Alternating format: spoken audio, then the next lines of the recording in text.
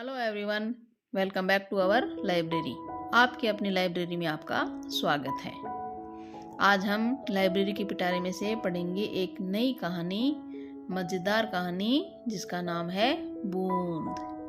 अब बूंद है, पानी की बूंद है, उसकी अपनी कहानी है कि ये अब क्या कह रही है बूंद और क्या उसका सफ़र है, वो हम जब कहानी पढ़ेंगे तो हमें पता चलेगा। तो इस कहानी बूंद के लेखक है रामेंद्र कुमार और अनुवाद है डॉक्टर आरती स्मिथ। और जो इसके चित्र है, मजेदार मन भावन चित्र है, वो है अजंता गुहा ठाकुरता। और समग्र शिक्षा राजस्थान वर्ष 2022-23। तो चलो कहानी को शुरू करते हैं। मजेदार कहानी बूंद। हेलो गाइस, अगर आपने मेरे चैनल को अभी तक सब्सक्राइब नहीं किया है तो तुरंत ही चैनल को सब्सक्राइब कर लीजिए और अगर कहानी पसंद आए तो लाइक कीजिए एंड शेयर कीजिए। आपको मेरे चैनल पे ऐसी अनेक मज़ेदार कहानियाँ सुनने को, देखने को, पढ़ने को मिलेगी। तो चैनल को तुरंत ही सब्सक्राइब कर दीजिए, लाइक एंड शेयर। तो चलो शुरू करते हैं कहानी बूंद। यह कहानी है एक नन्ही प्यारी पानी की बूंद की। सभी उसे बूंद बुलाते। आसमान में घूमता एक बड़ा बादल उसका घर था। एक दिन बूंद अपने दादू मेघ के पास गई और बोली, दादाजी, मैं दुनिया देखना चाहती हूँ। ठीक है मेरी बच्ची, लेकिन तुम अकेली नहीं जा सकोगी। मैं तुम्हारे साथ शबनम को भेज दूंगा। दादू मेघ बहुत बड़े बादल थे। उन्होंने एक खुशहाल खिलखिलाती जलधार बहाई। जल्द ही बूंद और उसकी बड़ी बहन शबनम लहरों के बीच उतर गई। वे झरने की धारा के साथ बहने लगी, जो बाद में नदी में जा मिलती। यही वह पल था जिसका बूंद को कब से इंतजार था। वह खुश होकर चारों ओर निहारने लगी।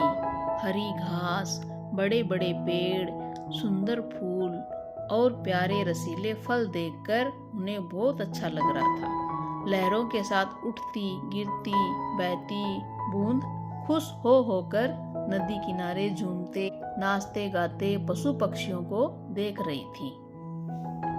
जल्द ही नदी आकार में बड़ी हो गई और उसकी चाल धीमी हो गई। जंगल ने उसे समतल रास्ता दिया।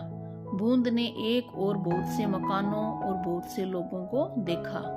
अचानक एक अजीब सी बदबू आई, जिससे वह परेशान होने लगी। उसे लगा कि उसका दम घुट रहा है। यह गंध कैसी? वह चिल्लाई। देखो उस तरफ, सैकड़ों आदमी, औरत और बच्चे नहा रहे हैं। कितने ही लोग कपड़े धो रहे हैं, गंदगी और कचरा पानी में फेंक रहे हैं। क्या इन चीजों से बदबू नहीं आएगी? शबनम बोली। जैसे ही वे आगे बढ़ी, बूंद ने देखा कि पानी का रंग पीला और हरा होने लगा। उसने एक और विचित्र नजारा देखा। मछलियां पानी में तैर नहीं रही थी। उनके पेट फूले थे और उनकी आंखें जैसे एकटक देख रही थी। मछलियों को क्या हुआ? उसने दुखी होकर शबनम से पूछा।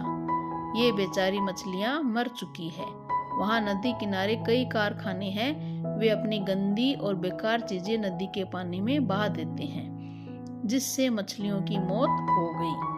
मैं यहाँ सांस नहीं ले पा रही हूँ। चलो लौट चलें।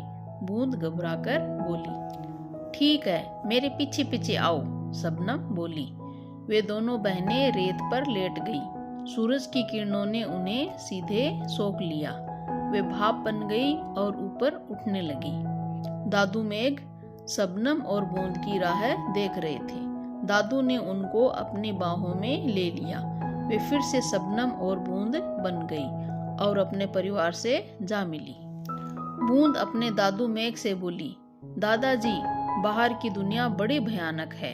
धरती के लोगों ने नदियों को बहुत गंदा कर दिया है। पशु पक्षी, मछली, पेड़ और पौधे सभी मर रहे हैं। उन्हें बचाने के लिए आपको जल्दी ही कुछ करना होगा। दादू मेघ कुछ समय सोचते रहे। फिर उन्होंने एक निर्णय लिया।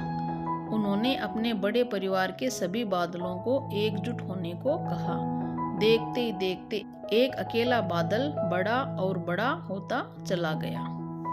जब इस बड़े बादल ने आधे से अधिक आसमान को घेर लिया, तब दादू मेघ लोगों से बोले, तुम लोग पानी को गंदा करते आ रहे हो, जिससे पेड़ पौधे, पक्षी और पशुओं को हानि पहुंच रही है। यह सब बंद करो, नहीं तो तुम सबको अपनी करनी की सजा भुगतनी पड़ेगी। लोगों ने पहले की तरह दादू मेघ की बातों पर ध्यान नहीं दिया। वे पहले की तरह ही काम करते रहे, जिससे हालत बुरी और बुरी हो गई। अंत में एक दिन दादू मेघ ने धीरज खो दिया और धरती के लोगों को सबक सिखाने की सोची। उसने अपने परिवार के सभी बादलों को बुलाया और उन्हें बरसने से मना कर दिया। झरना, नदी, झील, तालाब, यहाँ तक कि कुएं भी सूख गए। हर जगह सूखा पड़ गया। लोगों को अपनी गलती का एहसास हुआ। वे अपने किए पर पछताने लगे। उनका नेता आर्यन दादू मेघ से हाथ जोड़कर कहने लगा, हमें सबक मिल गया है। अब हम नदियों को कभी गंदा नहीं करेंगे और पर्यावरण को सुरक्षित रखेंगे। कृपया करके हमें माफ कर दीजिए और एक मौका दीजिए। दादू मेघ ने उन लोगों को माफ कर दिया।